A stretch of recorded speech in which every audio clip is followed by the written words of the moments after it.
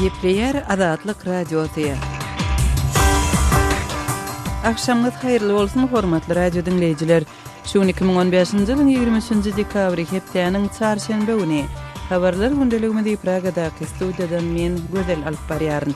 Şuňky programmamyzda Türkmenistanyň prezidenti täze gün batar günde orgaz geçirjesiniň gurulşynyň tamamlanmagynyň Ýewropaly partnerler bilen hyzmatdaşlygy ýaýbanlandyrjakdygyny aýtdy. Gurulşyna 2010-njy ýylyň may aýynyň 31-inde başlanan bu gaz geçirji Türkmenistanyň Mary welaýatynda ýerleşýän şatlyk gaz ýataklaryndan gözbaş alyp, Balkan welaýatynyň belek etrabyna çeli uzap gitýär.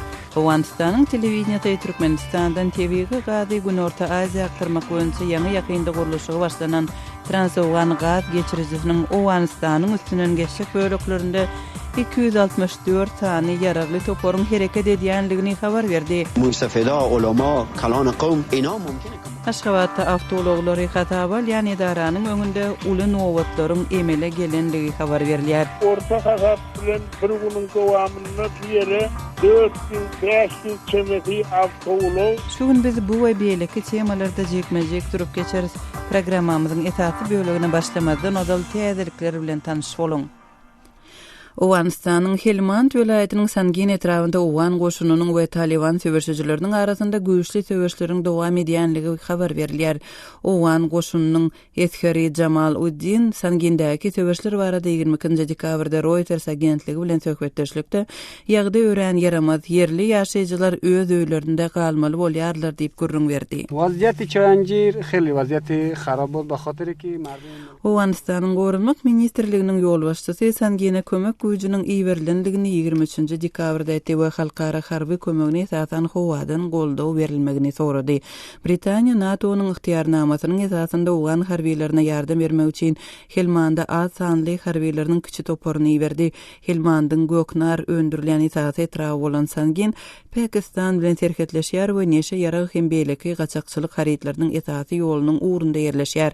Helmand welaýatyndaky krizis prezident Ashraf Ghani'niň hökümetine basyrşy güýçlendirdi.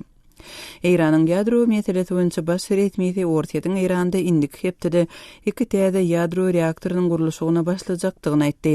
Iranyň atom energiýa guramasynyň başlygynyň orunbasary Behruz Kamalwandi Iranyň ýadro senagatynyň daşary ýurt hyzmatdaşlygy bilen ösenligini bellädi diýip Iranyň Mehr agentligi 22-nji dekabrda habar berdi. Geçen ýylda Ortaýat Iranyň ilkinji grajdan ýadro karhanasynda goşmaça 2 reaktor gurmak barada Tehran bilen ılalaşypdy. Bu şäheriniň golaýyndaky bu karhananyň gurulşyna da Ortaýat ýardam beripdi. Senagat we Sowda ministri Denis Manturov Ortaýatyň Irany indiki ýylda 5 milliard dollar meçberde maý ýatyrmaga seredýänligini 22-nji dekabrda habar berdi. Maý goýun baradaky deslapky ılalaşyga Ortaýatyň prezidenti Vladimir Putiniň noýabr aýynda Tehranyň saparynyň dowamynda gol çekildi. Irak'ın baş harby resmiýeti hökümet güýçleriniň Islam döwleti toparynyň söwüşçilerini Irak'ın Ramadi şäherinden bir näçe günde gysyp çykarjakdygyny aýtdy.